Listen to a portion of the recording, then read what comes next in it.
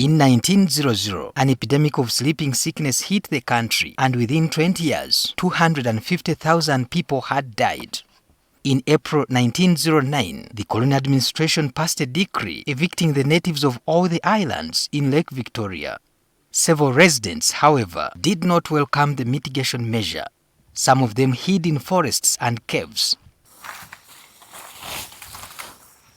At that time, Buggala Island was ruled by Lubandi. His title was Ssebuggala, the chief of the Monkey clan. Ssebuggala was one of the residents who refused to leave the island. It took him over 7 years to dig a 6 by 9 feet cave into a rock surface. He stayed in this particular cave for 15 years, alone on the island. Alone, in quote, because he was the only one around here, a Ugandan. You know, all the people that were granted access to this Buggala island were white, you know, people of that conducted research on sleeping sickness. His descendant Solomon Jonathan Lubandi says Ssebuggala lived alone on the island, foraging for food in the forests.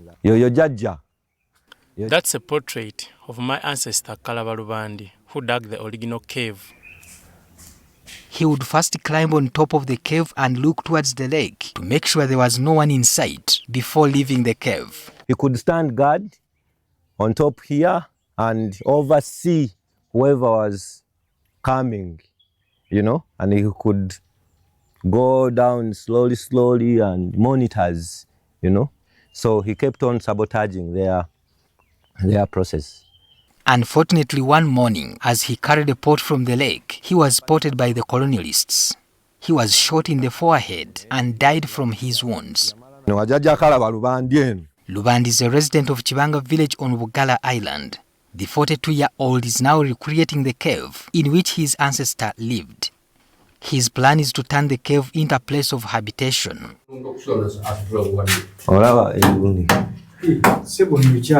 He left it at 9 by 6.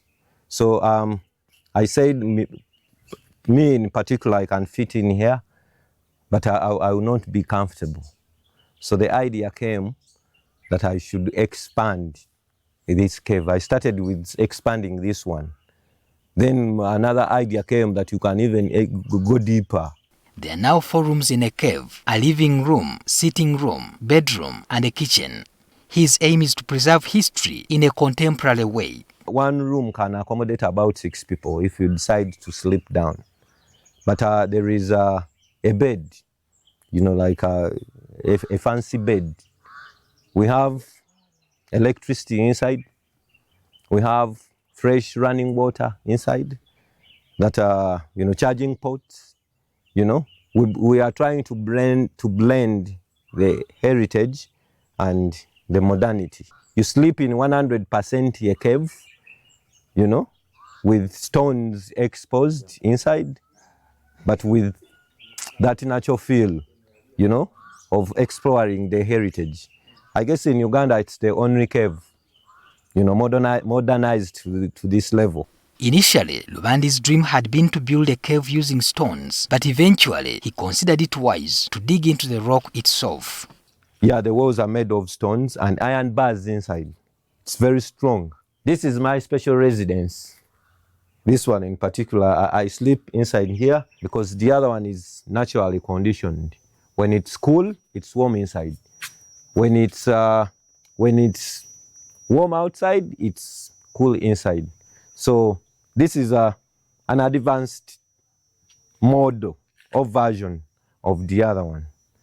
This initiative adds to the many eye-catching scenes and cultural experiences on the 84 islands that make Ssese County. It could be one of the most expensive houses to sleep in here on the island. And I'm very sure I'll be charging in dollars. When do you think it will be? It will be done. I guess in 2 months' time it will be done. I believe I'll open it before Christmas. Patrick SSENYONDO, NTV.